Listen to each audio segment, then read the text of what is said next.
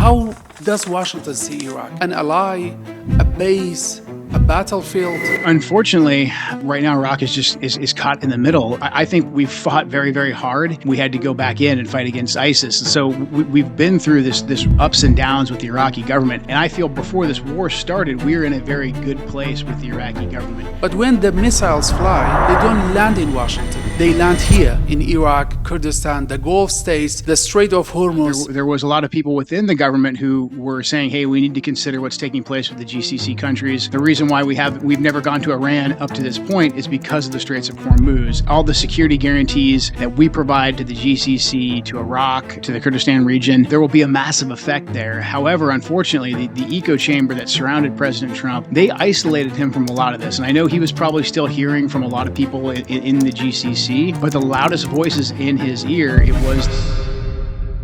Hello everyone, I'm Ahmed Najm.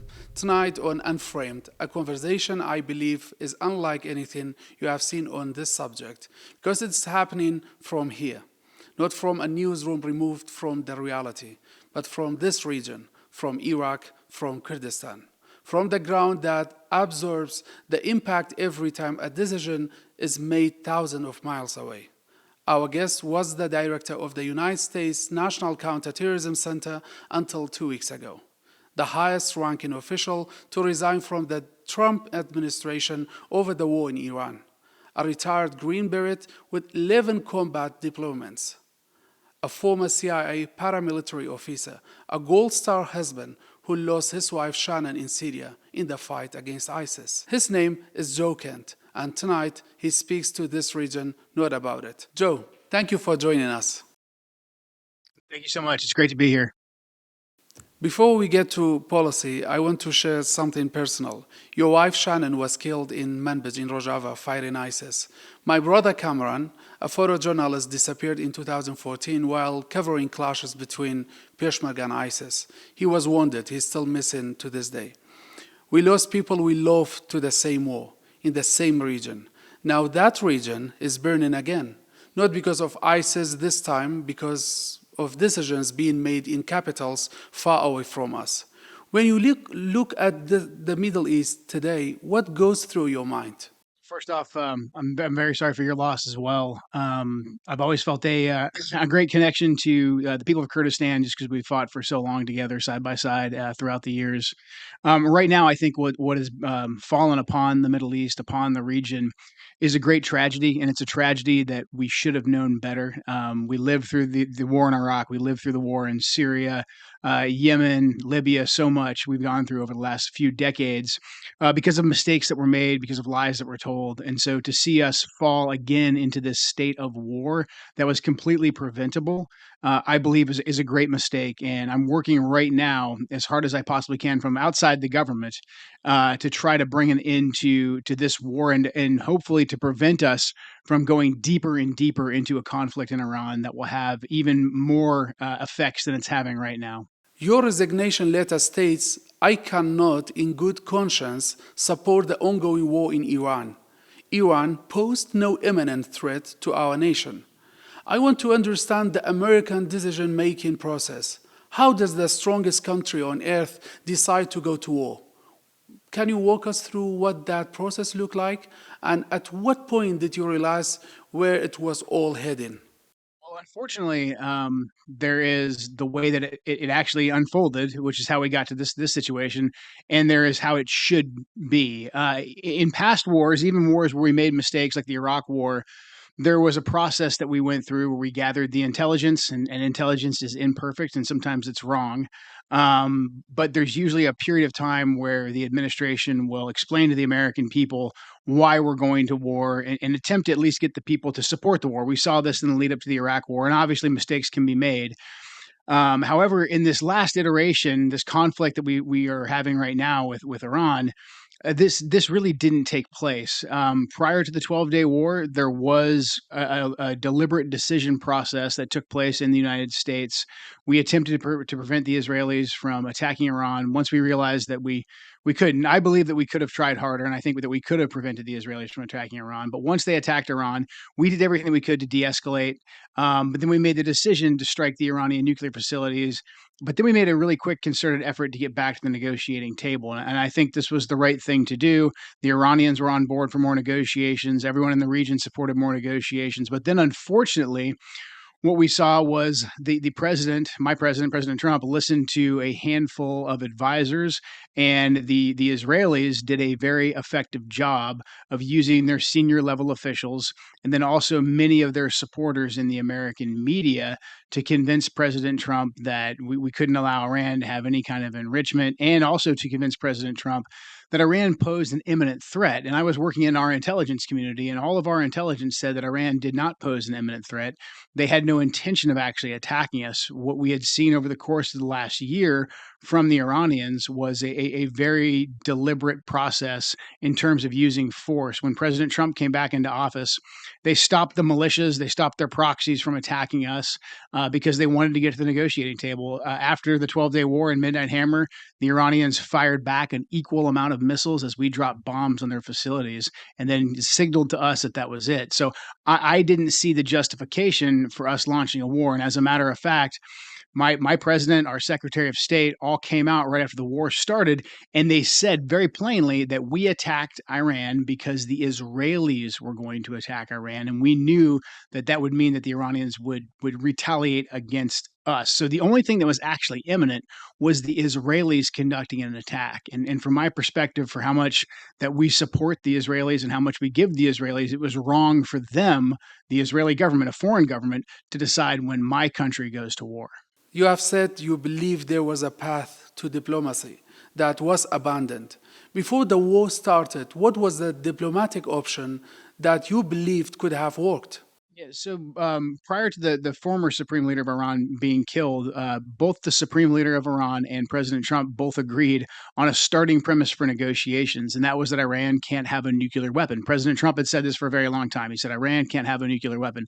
That was his stated policy. The former supreme leader in Iran had a religious decree, a fatwa, that said Iran will not develop a nuclear weapon, and he enforced that strictly from 2004 until he was killed just about a month ago, that Iran would not have a nuclear weapon. So what the Iranians wanted was they wanted the ability to enrich some uranium, but they didn't want to actually create a nuclear weapon. So this created the ability for President Trump and the Iranians to go to the negotiating table as a starting point. And there was several series of negotiations between us and the Iranians that were discussing the details of what the enrichment would look like, to what percentage, how it would be monitored, and these were very pragmatic and ongoing discussions because we agreed on the main premise. So I strongly believe that there was a deal that was within reach prior to the 12-day war. And then considering the fact that the Iranians, even during the 12-day war, when they knew that we were assisting the Israelis, they still didn't attack us. They didn't attack us until we struck the nuclear facilities. And then, as I said, they fired back an equal number of rockets that we dropped bombs on the nuclear facilities. They fired them at an empty sector of a base in Qatar. And then they immediately said that they wanted to get back to the negotiating table. And they did. And we were still talking details about, enrichment levels and things like that. But it was clear based on the Iranians' actions that they wanted a deal. President Trump wanted a deal. But this was a threat to what the Israelis wanted. The Israelis wanted to take down the regime. They wanted this war, and they knew they couldn't do it alone. So they used their access to our senior level officials and their allies in the media and in the American Congress to lobby President Trump for this war, and then ultimately force our hand into this war, destroying the diplomatic process. Joe, you have described what you call an echo chamber around President Trump. From this region, we have seen wars start exactly like this. Small circles, closed doors, limited voices. But when the missiles fly, they don't land in Washington. They land here in Iraq, Kurdistan, the Gulf states, the Strait of Hormuz, the global oil supply. Entire economies and populations are at the stake. Given your proximity to the decision-making process, were any of these countries even part of the conversation, or was this purely about America and Iran, and everyone in between was just a map on the table? Unfortunately, there a lot of the second and third order effects and the effect it would have on our allies in the region just it wasn't taken into consideration. There was a lot of people within the government who were saying, "Hey, we need to consider what's taking place with the GCC countries." The reason why we've never gone to Iran up to this point is because of the Straits of Hormuz, and it doesn't take very much at all for the Iranians to choke off the Straits of Hormuz. All the security guarantees that we provide to the GCC, to Iraq, to the Kurdistan region, there will be a massive effect there. However, unfortunately, the echo chamber that surrounded President Trump following the 12-day war and Operation Midnight Hammer, they isolated him from a lot of this. And I know he was probably still hearing from a lot of people in the GCC, but the loudest voices in his ear, it was the Israeli lobby. It was the pro-Israeli members of the media, but then also senior level Israeli officials engaging directly with our senior level officials, who basically made this war all about a threat that Iran posed, which quite frankly wasn't there. That's why they had to go around the intelligence channels to go directly to the president, and they really sold the president a fake idea, or an illusion of an easy equation. They said to the president that, hey, look, the Iranian people are already out on the streets resisting. Look how successful Midnight Hammer was. It was an amazing thing that we flew our jets over there and were able to bomb the targets and, had our guys home by dinner the next day. It was an amazing thing our military did in Venezuela. They could go in, they could grab the president, no American casualties, minus some folks who were wounded. And, our military can pull this off and it will be very historic for you. So those decisions were made in an echo chamber. However, the rest of us said, "Hey, this is going to have major implications throughout the region." And unfortunately, we weren't listened to, and we are where we are right now because of that. That's unfortunate. On breaking points, you described reaching a point where you felt you had exhausted every options from the inside. Was there a single moment, a briefing, a conversation, a decision where it became clear to you that this war was already a done deal? And among the people close to the process, was anyone still arguing against it, or had those voices already been shut out? Once the war started, we worked. I was about 2 weeks into the war before I resigned. We worked pretty diligently, myself and others worked pretty diligently to provide the president with some potential ways to just basically say, "Hey, these were limited strikes, and now we're going to get back to the negotiating table." Frankly, those options I don't believe ever truly reached the president. Again, because of the way the echo chamber was sheltering the president.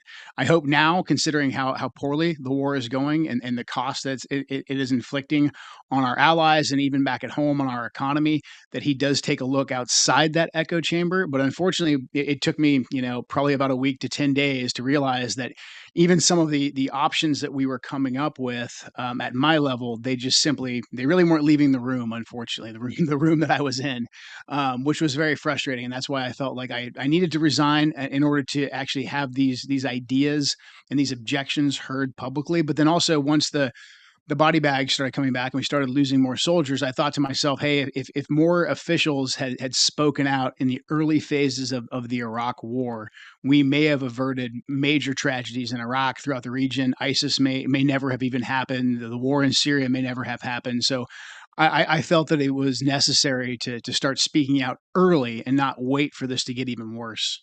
Regarding boots on the ground, just days ago, you warned that President Trump would face immense pressure to commit ground troops. Since then, the president has signaled that military campaign will continue and expand. Meanwhile, there are proposals being floated, seizing Khark Island, inserting special operation forces that you yourself have called disastrous. As someone who spent 2 decades on the ground in this region, if American boots into Iranian soil, what happens next? Not politically, militarily, what does the day after look like? So I frankly think the Iranians are very smart, and they've been watching Americans fight now for well over 20 years, in both Iraq and Afghanistan. So they understand how we're going to behave. The Iranians up to this point have surprised us with their capability, their ability to not meet us head on the battlefield, and really to exploit a lot of the gaps. They're using drones, they're using ballistic missiles, mining.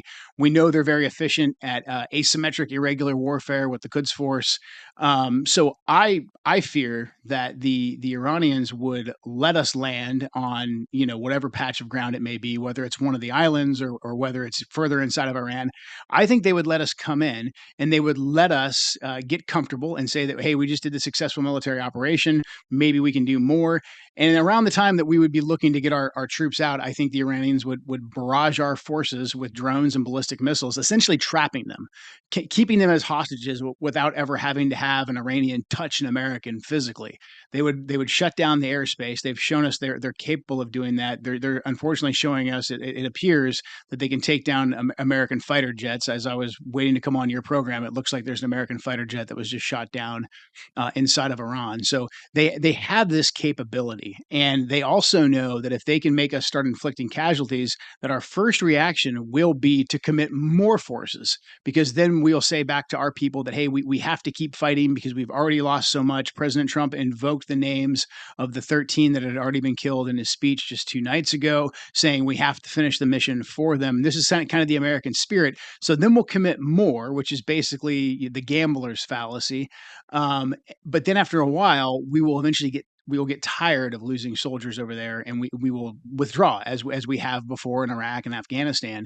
So I think that this would play right into the Iranians' hands, and it would make the war go on even longer. It would do nothing to open the Straits of Hormuz or bring peace to the region. So to me, a big threat is actually President Trump listening again to that echo chamber and deciding to commit troops to the ground in an effort to end the war faster. And again, look, this only plays into the Israelis' hands because the Israelis need us committed to this military campaign to take down the Iranian regime because they can't do it on their own. So the Israelis are pushing for our boots to be on the ground in a very serious way. And I hope President Trump realizes that and starts listening to other people outside the echo chamber.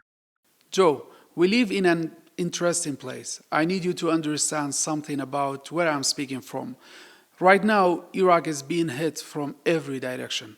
US and Israeli forces striking targets on Iraqi soil.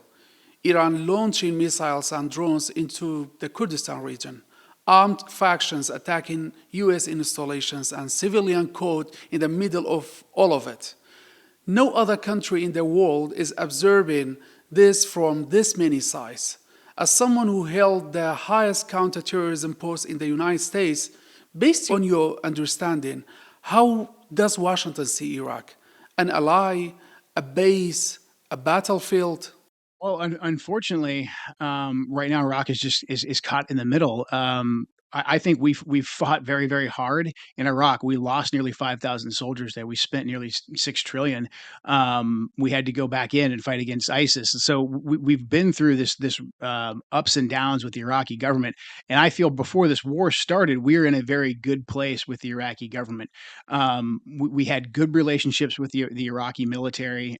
We had great relationships, obviously, with the Kurdish government. I think in terms of counterterrorism partnership, the Iraqis really stepped up to the plate when it was time for us to get the ISIS detainees, nearly 6,000 ISIS detainees, the worst of the worst, out of Syria as the situation in Syria deteriorated.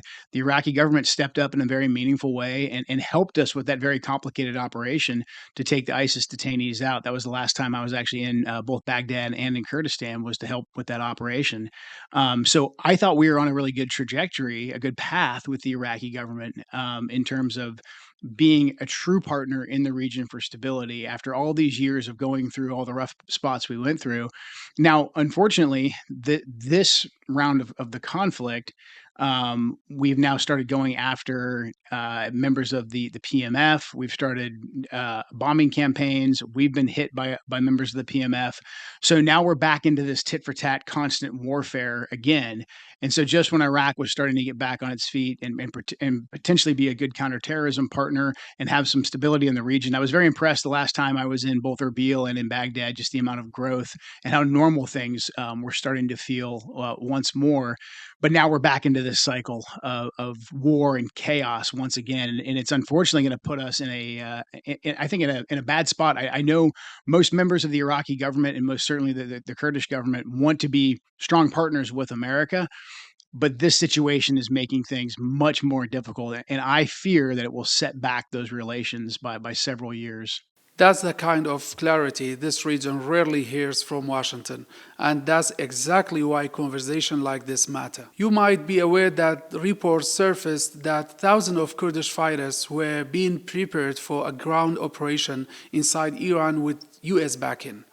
Bafel Talabani, the president of the Patriotic Union of Kurdistan, was among the first to state that Kurdistan should be a bridge, not a battlefield, and that Kurds being the tip of the spear is not the way to go. What's your opinion on his statement, and what's the best role Kurdistan should take in this situation? I think Bafo Talabani summed it up very, very well. That the stability that has always been found in the Iraqi Kurdish regions should remain. It should remain as a very stable region, a place where people can go and meet and actually engage in diplomacy. Who knows? Maybe sometime in the future we can sit down with the Iranians in Erbil or Solmania and work this thing out without firing rockets at each other. So I would agree the stability that we have in the Iraqi Kurdish region, it's been hard fought to get that stability. I mean, this is decades in the making. So I don't think attempting to stand up a Kurdish proxy force and take it into Iran. Number one, I don't think it's a viable military option. I don't think there's enough. Just the math doesn't work. There's not enough Kurdish fighters, even if they wanted to, inside of Iran to meaningfully take out any part of the Iranian regime. So I think introducing that instability would actually work against everyone's strategic goals. So again, I think the stability that we have in the Iraqi Kurdish region should be maintained. Very clear. And the Telegraph recently reported on how Bafel and Quba Talabani, the British race brothers who lead the PUK, worked behind the scene to keep the Kurds from being pulled into the Iran war. Joe, from your experience in the region, how critical was it that the Kurds stayed out of this conflict? And do you think that their neutrality holds if this war drags on? I think it's absolutely critical. I mean, I think having people who can help us bridge between the Iranians and all the other regional players, for that matter, quite frankly, I think is going to be critical. So I think between what the Talabani brothers have done, what's been done on the Barzani side as well, I think that's all going to be very, very key going forward. That we have people up there that we can trust, that we have great long-standing relationships with, that understand how we think and also understand how the Iranians think, how the Iraqi government in Baghdad thinks. I think that's invaluable, and I think we're going to need as many people that can help us bridge that gap going forward in the future as possible. Joe, let's shed the light on Syria and Rojava. You have talked about how the US handed Syria to a man you described as a former Al Qaeda operative. But there's another side to that story. The Kurds of Rojava sacrificed thousands of lives in the fight against ISIS and built a self governing region from the ground up. Today, that region is being integrated into the Syrian state run by the same man. The SDF agreed to the deal. The integration is underway, but there are still no constitutional guarantees for Kurdish rights, no formal recognition of their language, and no certainty about what they actually get to keep. Do you believe the Kurds of Rojava got a fair deal? Um, you know, I think if the agreement holds and they're able to get what they were promised in terms of integration and being able to have some degree of decentralized governance in the Kurdish regions, I think it was a realistic deal in terms of how much the Syrian Kurds fought against ISIS. I don't know if it'll ever be a fair deal, to be frank with you. I mean, the Kurdish people of that region paid a significant price. They fought very hard. They were the ones who helped us beat back and defeat the ISIS caliphate. So I'm not sure if fair is even possible to do. I think the deal, as long as it can be implemented and held, and as long as the international community holds the new government in Syria to that standard, ensures there's integration, ensures that those Kurdish units get to actually keep their autonomy, and keep control of that Kurdish region.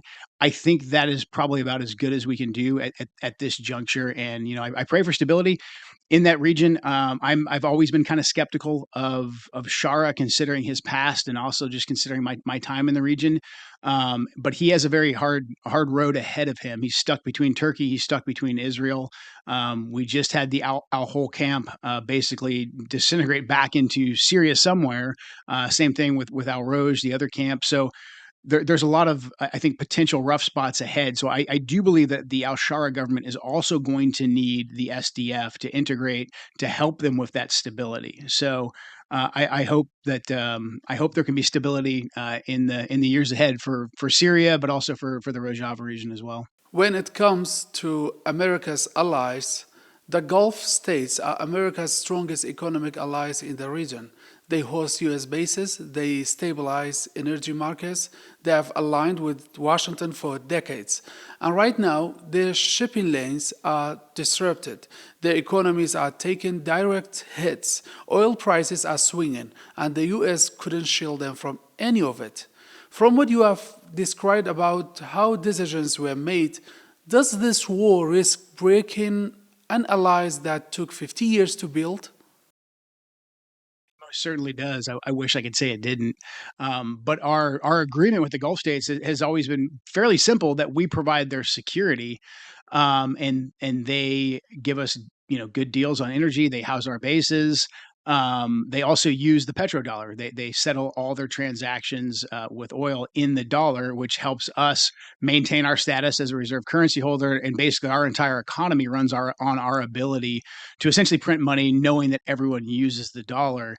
Now that that deal has roughly been broken, I mean, it's very reasonable for the GCC countries to say, like, "Hey, you said you'd defend us, but you you didn't account for all these Iranian drones and ballistic missiles." And so the security agreement, although I'm sure they would like to say it still exists, it really doesn't. And I'm sure we're going to be hearing from about that very soon from our GCC partners. So again, this is another reason why we've got to end this war as soon as possible. I think key to that is restraining the Israelis, making sure they can't go on the offensive, and then using any and all bridges to the Iranians that we have, to include leaders in the Kurdish regions, to say, let's get to the negotiating table. Let's work out a way that we can reopen the Straits of Hormuz, start rebuilding the region, and come up with a way that we can coexist. Because the continued bloodshed is just not in anyone's interest, in terms of loss of life, of course, first and foremost, but also just in terms of the way that the global economy, global energy markets are currently structured. Joe, you have said that 2003 Iraq War was a mistake that cost thousands of lives. I was a child during that war. My audience lived through it and through everything that followed: the chaos, the divisions, ISIS, the displacement. Now you are telling us the same pattern is repeating with Iran. What do you say to a generation in this region that's been told three times, now this war will be the last one? I don't believe it either, and neither should they.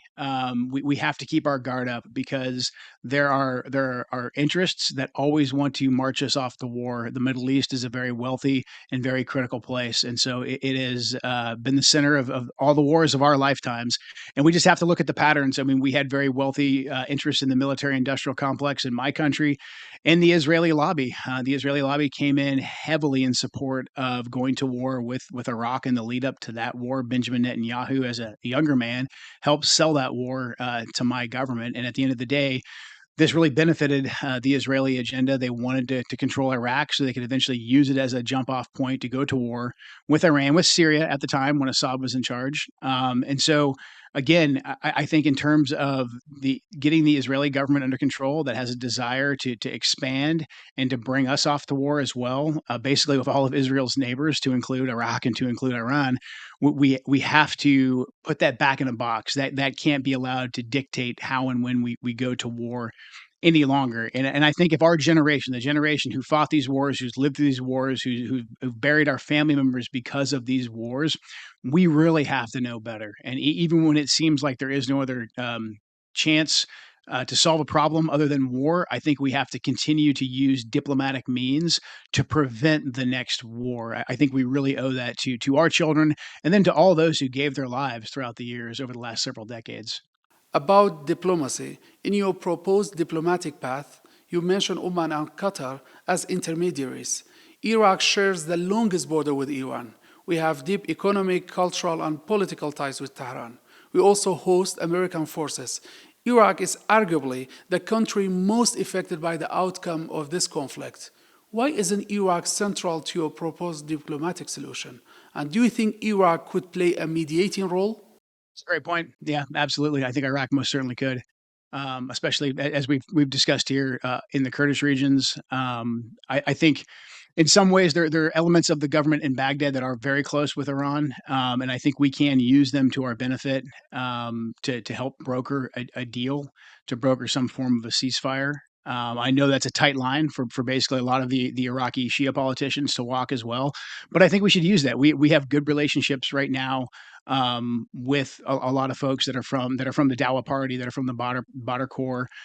In the lead up to getting the ISIS detainees transferred, I met with Hadi Amari. I met with Qasim Maraji, the national security advisor, and they were very helpful. And I think because of the relationships that they have with the Iranians, they could help bring this to some form of an end. Again, I think right now, in order to end this war, we should have our diplomats engaging on every front: the Omanis, the Qataris, the Iraqis, the Kurdish regions. I think it should be a full court press to figure out what the best way is to the Iranians to get them to the table. Joe, we are hearing contradictory signals. The US says conversations are happening.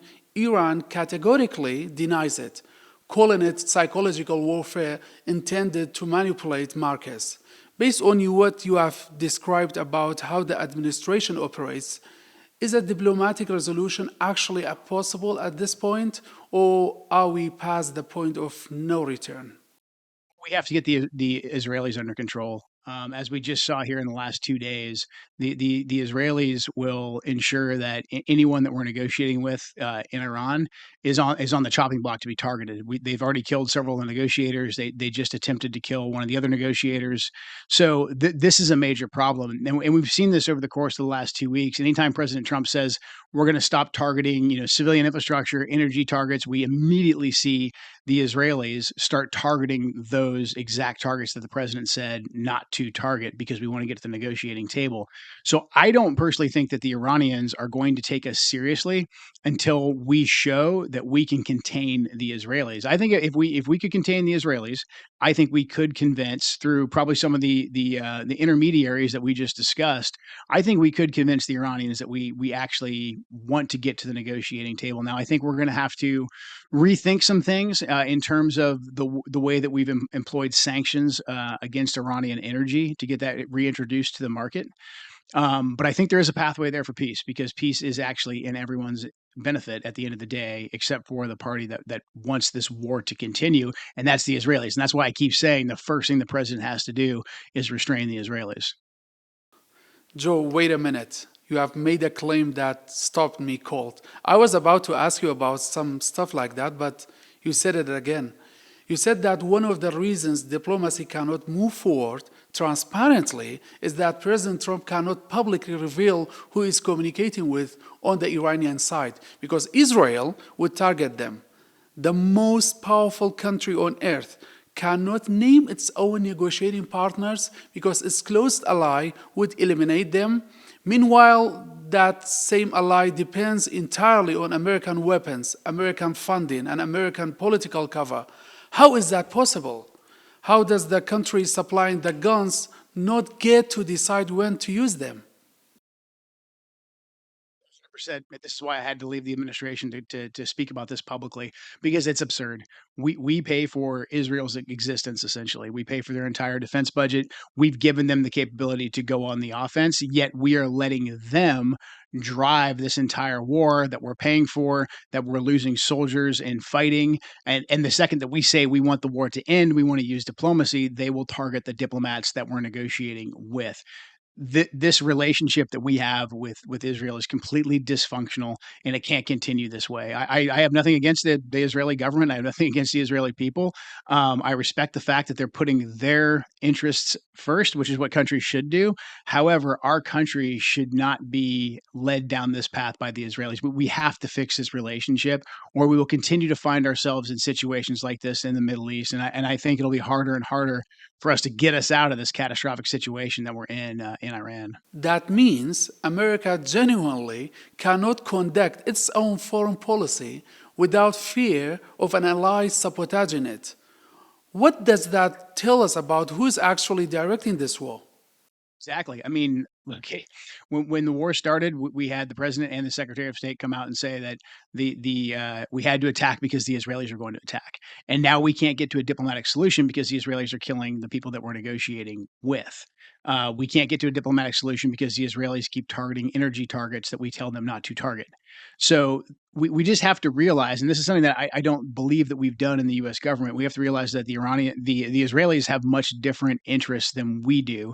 We may share generally some of the same themes where we say we don't, like terrorism and we'll help each other fight terrorists.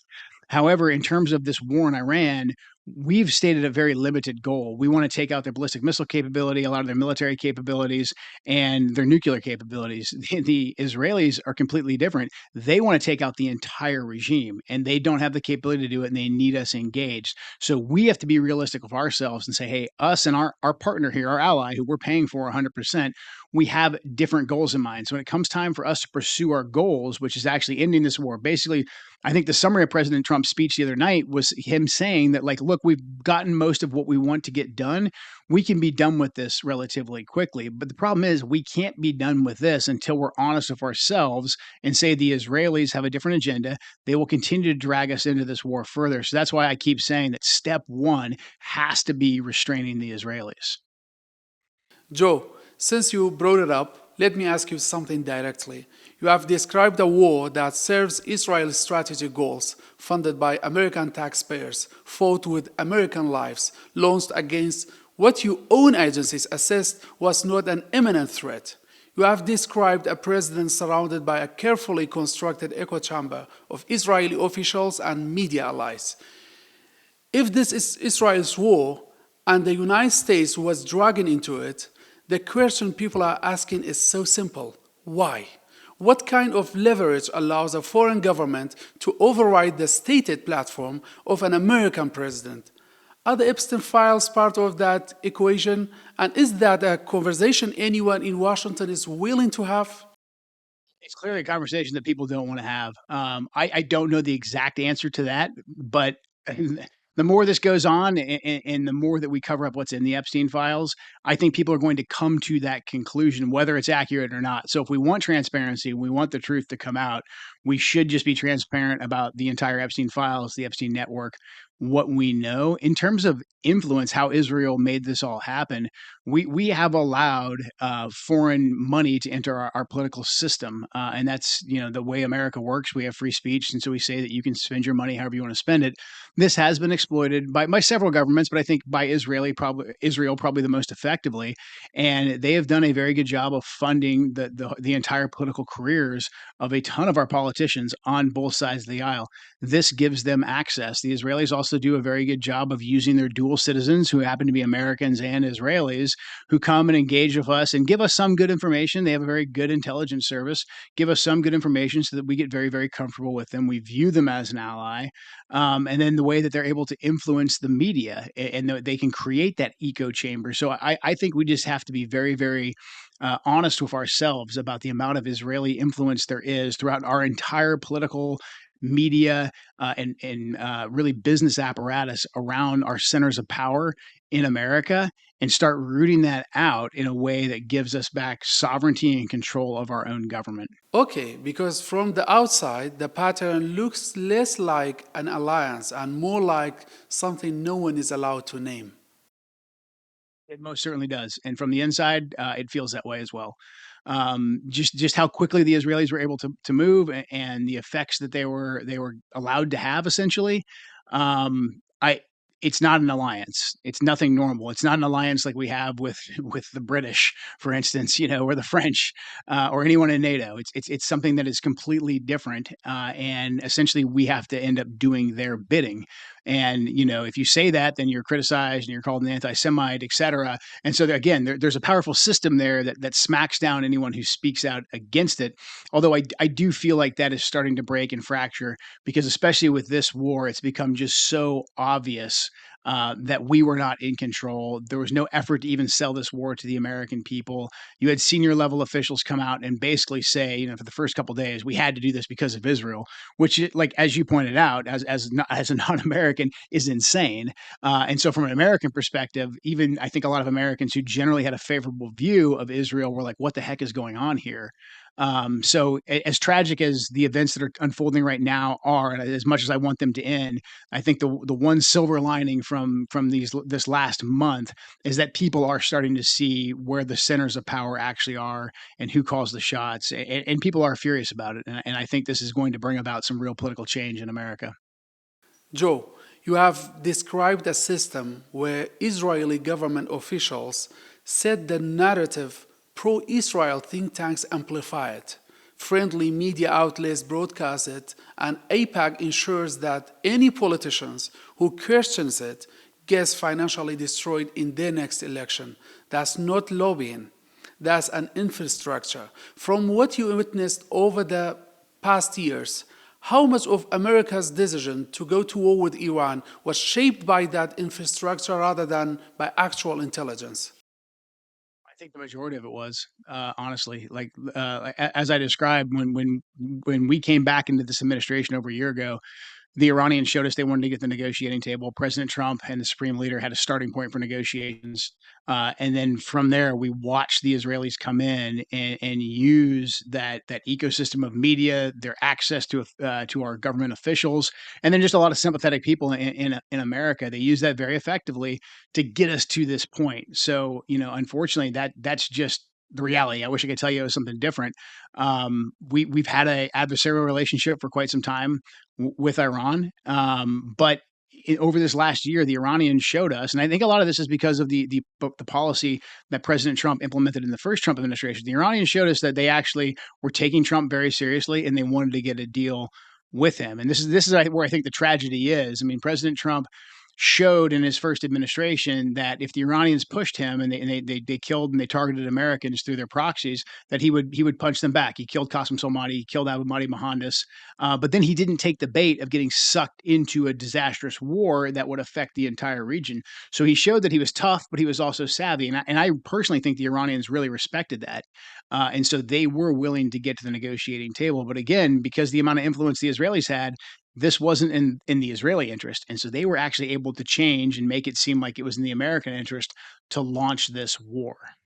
And for our audience who may not understand AIPAC, can you please explain what happens to an American congressman or senator who votes against what AIPAC wants? What does that look like in practice? Yeah, so in America, you can have political action committees that can either donate directly to a candidate, but you're limited on how much money you can give a candidate. It's usually something relatively low, like $6,000. However, a PAC, a political action committee, can support political candidates indirectly by doing ads on their behalf, by putting out door knockers, hiring people. And the amount of money that individuals can give to a political action committee is unlimited. You can give as much money as you want to a political action committee. And so the American Israeli Political Action Committee, AIPAC, is a very powerful network of wealthy Americans who are supporting the government of Israel. I think many of them are probably dual American Israeli citizens. And AIPAC is, I believe, the most powerful lobbying arm on both the Republican and the Democrat side. And so they can give candidates make or break money. In our Congress, our congressmen get elected every 2 years. So they are in a constant cycle of having to fundraise. I ran for Congress unsuccessfully myself. It takes a lot of money to run a congressional campaign. So these PACs are able to come in and say, hey, we can basically make it so that you don't have to raise any money. We'll do all that for you. We just need you to always vote in support of Israel. And quite frankly, there historically has been a lot of support for the Israeli agenda in America. A lot of Christians, evangelical Christians, feel that they need to support Israel for religious reasons. So AIPAC has a very deep reach into a lot of our politicians. A lot of our politicians end up, in cabinet positions later on, serving for a Republican or a Democrat or a president. And so then they just end up having this ongoing relationship with AIPAC, where entire political careers have essentially been funded by this very powerful lobby. So, is there anyone in Washington today with the political courage to legislate against that? Or has the system made it impossible to even propose it? Well, in terms of having an independent foreign policy, unfortunately, in the Middle East, the Israelis have been in the driver's seat of our actions in the Middle East for my entire lifetime. And that's just an unfortunate reality. Like all the wars that we have fought, and as damaging as they've been to the region and to America, they have benefited Israel, and they were driven largely by the Israeli lobby. So in the Middle East, we certainly don't have an independent foreign policy. Our military industrial complex, war is big money. So there is a lot of drivers to try to push us into war in other places, like the proxy war we're involved in Ukraine right now. So this is something that I think the younger generations, because we've grown up with these wars, I think we're more aware of than previous generations. So I think that there is a chance in the future here that we will be able to get a more independent foreign policy. And there are a handful that are in government and elected positions who are independent thinkers. And you can see the way that they're treated, how the system goes after them. Thomas Massey is someone who I think is pretty well known as a congressman because of his online presence, but he votes against APAC. He votes very independently. He votes against wars, and I mean, there's millions of dollars every election cycle that are spent against that man. There's others as well that have been out there. Many are in the government right now as well. But the overwhelming majority, unfortunately, will do kind of what they're told by whoever cuts the check for them. That was a great input, Joe. Thank you. Let's go back to Iran. A military analyst made the point that bombing a country tends to unify it, just as any country would unite under attack. You understand this from your own combat experience. If this war continues on its current path, no clear American objective, an ally with its own agenda driving the escalation, and an Iranian population relying around its government, what is the most likely outcome? And where does that leave the countries caught in between? Iraq, Kurdistan region, the Gulf states, the wider region? I'm afraid, in terms of Iran, by killing off the moderates, by killing off the former supreme leader, a lot of the hardliners in Iran are going to get more power, because a lot of people may not have been listening to the hardliners before, but they're going to listen to them now, because the hardliners inside of Iran, the more hardline clerics, the IRGC guys, they can easily say to the moderates and to the Iranian people, like, look what happens when you try to negotiate with the Americans. I mean, this is what you get. So you need to listen to us, and we basically have no course of action but to fight. And I think we're already seeing a big rally around the flag effect inside of Iran. In January, there were protests out on the streets against the economic conditions in Iran. Everyday Iranians were saying, hey, my government is not actually fulfilling the needs that I have. And that's basically what we wanted in America. And in order to basically to mess that up, we went and we attacked that same regime, because I think humans everywhere basically say, hey, I'll fight all day long with my own family members, but if an outsider comes in, I'm going to unify with my family members. I use this example in America with a lot of my friends. You know, when President Biden was the president of the United States, there's a lot of people who were part of my political party. We didn't like Biden. We didn't like anything that he did. However, if a foreign government would have attacked us, you know, we would have saddled up and we would have fought on behalf of our country, even if we didn't like Joe Biden. And I think that's pretty much the same everywhere. What I'm afraid is going to happen in the region is that we are going to be set back by 10 to 15 years, and we're going to see increasing fractures in the sectarian conflict that we saw emerge from the Iraqi war. I think, unfortunately, because we're targeting a lot of what we're viewing as Iranian proxies inside of Iraq right now, and I think a lot of that is not accurate. We're going to reignite those sectarian tension points, and I think a lot of members of the Iraqi Shia community are going to say, like, well, hey, I'm with the Iranians. This is going to be a Shia fight against all the people who stand against the Shias, the Americans, the Israelis, and maybe even some of the Sunnis. I hope that's not going to happen, because those were very dark days in Iraq, but it wasn't that long ago. So I fear if we don't get to a quick peace, we are going to see more sectarian warfare. We're going to see a hardening of the most hardline and extreme elements inside of Iran, and that will plunge us into further cycles of more and more violence and bloodshed. Joe, let me ask you a personal question. You are being investigated by the FBI. Some calls you a traitor, others a hero. In our part of the world, journalists and officials who challenge powerful narratives face consequences every day. Some are jailed, some disappear like my brother. I'm not comparing systems, but I'm saying that speaking truth at personal cost is something my audience understands deeply. Can I ask what keeps you going? Really, what keeps me going is everyone buried in Arlington National Cemetery. That's our cemetery here in America where we bury our war fallen. My late wife is there. Hundreds of my friends are there from the war on terror, many from the war in Iraq. And I just remember, over 20 years ago sitting in Iraq, and I came to the realization I was on my third deployment that we had been lied to get into the war. And I promised myself that if I ever was in a position of power to stop the next generation from being really brutalized in a war like this, I would do everything I could to speak out about it. And then also just seeing the way that our government was really fooled by the Israelis and our hand was forced, I felt that it was my duty as an American, as a patriot, to speak out about that. So that keeps me going, the memory of all of our fallen, and then really wanting our country to arrive in a better place where we actually have basically our independence back, and we're not getting involved in these catastrophic wars over and over again. That's what keeps me going. Also, I have a lot of relationships in the Middle East, in the region, in particular in Iraq and Syria and Kurdistan, and I want nothing but prosperity and peace for that region as well. Joe, it seems that we are wrapping up and we go to the final question. If you could send one message directly to the people of this region, Iraqis, Kurds, the civilian code in the Middle East of this war and every war before it, what would you say? I would say that the American people we're not being represented well right now by our government, and we haven't been in the past. We want nothing but peace for the region as well. We want partnership. We hope that you all can enjoy the peace and prosperity that we've been blessed with here in America, and this new generation that's coming up, we want to work towards that piece. And again, we're going to do everything that we can from our end to try and bring about an end to this war, so there can be some stabilization, there can be some normalcy there that I know the people of Kurdistan, Iraq, Syria, and the rest of the region so desperately want and deserve. Joe, thank you so much for this conversation, for your honesty, and for making things clear for our audience. It matters, really. Absolutely, I really appreciate it. Thank you so much.